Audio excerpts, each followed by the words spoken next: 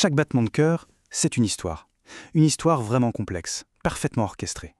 Alors dans l'analyse qui suit, on va essayer de déchiffrer ensemble ce langage si particulier, celui du cœur. On va suivre le voyage d'un seul battement, de son tout début jusqu'à la fin. Voilà, c'est vraiment la question centrale. Comment est-ce qu'un seul battement peut raconter une histoire aussi détaillée? Parce que oui, chaque pulsation, c'est une véritable symphonie de pression, de volume, de son. Notre objectif, c'est simple, c'est d'apprendre à lire cette partition, qui peut paraître compliquée au premier abord, mais on va le faire ensemble. Allez, on plonge. Ce graphique, c'est notre feuille de route, le fameux diagramme de Wiggers. Je sais, ça peut avoir l'air un peu intimidant comme ça, mais en réalité, il ne fait que raconter l'histoire complète d'un seul battement de cœur. Chaque ligne, chaque petite courbe, tout a une signification. Et on va décoder ça étape par étape. Ok, pour commencer, il faut parler du cycle cardiaque. C'est quoi? C'est tout simplement l'activité complète du cœur, du début à la fin. On peut voir ça comme une pièce de théâtre en 2 actes. Le premier acte, la diastole. C'est la phase de remplissage, où le cœur se relâche. Et le deuxième acte, la systole. Là, au contraire, il se contracte pour pomper le sang. Remplissage, pompage. C'est vraiment le rythme de base de la vie. Alors, pour comprendre tout ce qui va suivre, il y a une seule règle à retenir. C'est la règle d'or, la loi la plus importante de toute la circulation. Le sang va toujours d'une zone de haute pression vers une zone de basse pression. C'est aussi simple que ça. Et c'est ce principe qui va tout expliquer, notamment pourquoi les valves s'ouvrent et se ferment.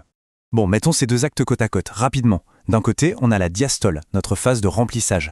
C'est le moment de détente, le cœur se remplit, ça dure environ une demi-seconde. De l'autre côté, la systole, la phase de pompage. Là, c'est l'action. Le cœur se contracte, il éjecte le sang. C'est plus court, à peu près 0,3 secondes, mais c'est beaucoup plus puissant. Parfait. Commençons donc par le premier acte, la diastole, la phase de remplissage. C'est en quelque sorte le moment où le cœur se prépare, où il fait le plein avant le grand effort de pompage. Attention, cette phase de remplissage, ce n'est pas juste le sang qui coule d'un coup. Non, ça se passe en 4 étapes bien précises. On va les regarder une par une pour bien saisir toute la mécanique. Alors tout juste après avoir pompé le sang, le ventricule entame sa relaxation. C'est ce qu'on appelle la relaxation isovolumétrique. Isovolumétrique, ça veut dire à volume constant. Pourquoi? Eh bien parce que toutes les valves, celles d'entrée comme celles de sortie, sont fermées. Le ventricule est une chambre complètement scellée. Et pendant qu'il se détend, sa pression interne chute, mais alors de manière spectaculaire. Et c'est là que notre fameuse règle d'or entre en jeu.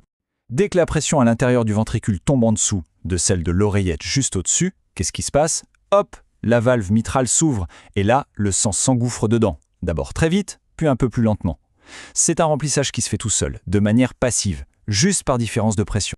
Et juste à la fin de cette phase de remplissage, l'oreillette donne un petit coup de pouce. Elle se contracte, c'est la systole auriculaire. Cette petite contraction finale, c'est comme si on topait le réservoir. Elle pousse un dernier petit supplément de sang, à peu près 20% du total, pour être sûr que le ventricule est vraiment plein, à ras-bord, avant la grande contraction qui arrive.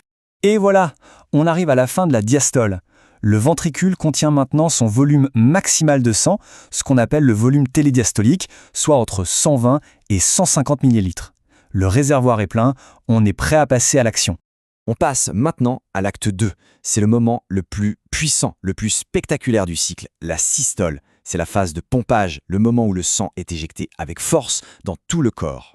Et tout comme pour la diastole, cette phase de pompage se déroule en plusieurs étapes bien précises. On va voir exactement comment le cœur s'y prend pour générer une pression suffisante pour envoyer le sang partout. Ça commence avec une phase qui est le miroir exact de ce qu'on a vu tout à l'heure, la contraction isovolumétrique. La valve d'entrée se ferme, et là, le ventricule commence à se contracter de toutes ses forces. Et à nouveau, tous les valves sont closes.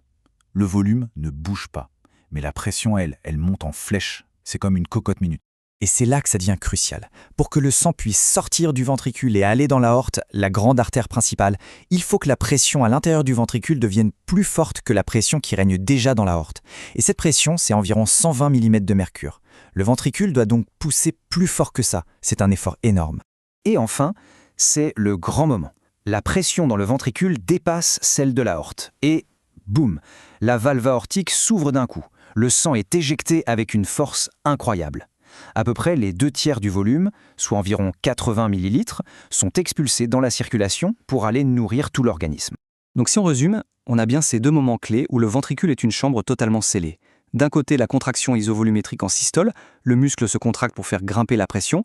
De l'autre, la relaxation isovolumétrique en diastole, le muscle se détend pour faire chuter la pression.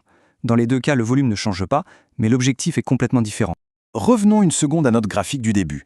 Maintenant, il est beaucoup plus clair, n'est-ce pas? Il nous raconte vraiment une histoire.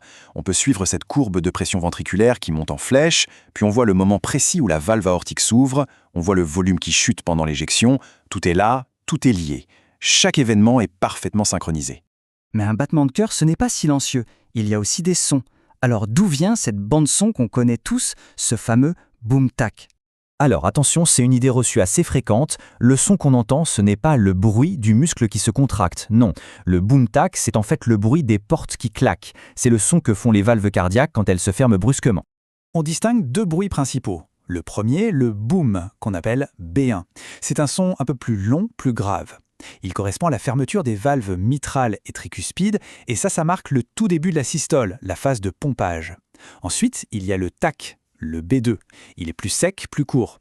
Le I, c'est le bruit de fermeture des valves aortiques et pulmonaires. Et il marque le début de la diastole, la phase de remplissage. Boom, tac, systole, diastole. Bon, tout ça c'est bien beau, mais à quoi ça sert de connaître tout ça en détail? Eh bien, ce n'est pas juste pour la culture générale. Comprendre ce cycle, c'est absolument fondamental en médecine. C'est un outil de diagnostic hyper puissant. En fait, les médecins ont plusieurs façons de lire l'histoire que raconte le cœur. La plus simple, c'est l'auscultation avec un stéthoscope. Ils écoutent ces fameux bruits B1 et B2. L'électrocardiogramme ou ECG va enregistrer les signaux électriques qui commandent tout ça. L'échocardiographie, c'est encore plus fort. C'est une échographie qui permet de voir le cœur battre en direct, de voir les valves bouger.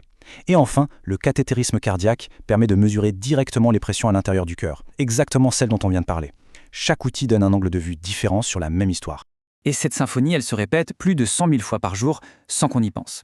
La question, c'est de savoir quelle histoire chaque battement raconte. Parce que chaque pulsation, c'est un véritable bulletin de santé. En apprenant à décoder ce langage complexe de pression, de volume et de son, on apprend à comprendre l'état de la pompe la plus vitale de notre corps. C'est, en quelque sorte, l'histoire même de la vie qui se joue à chaque seconde.